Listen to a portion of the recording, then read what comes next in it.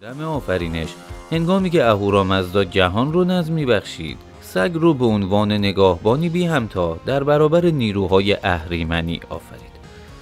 احترام و جایگاه خاصی که در ایران پیش از اسلام برای سگ‌ها قائل بودند، با هیچ یک از حیوانات دیگه قابل مقایسه نیست. تا جایی که گاهی این شک رو در انسان ایجاد میکنه که ایرانیان قدیم اساساً سگ‌ها رو با انسان‌ها برابر میدونستن و حتی عقیده داشتن که 1/3 از وجود سگ‌ها از وجود انسان هاست.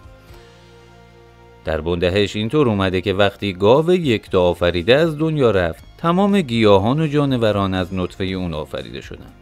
در این میان تمام نژادهای سگ از گله و پاسبان و شکاری گرفته تا روباه و راسو و سگ آبی همگی در ششمین دسته از مخلوقاتی جای گرفتند که پس از مرگ گاو در صحنه گیتی ظاهر شدند.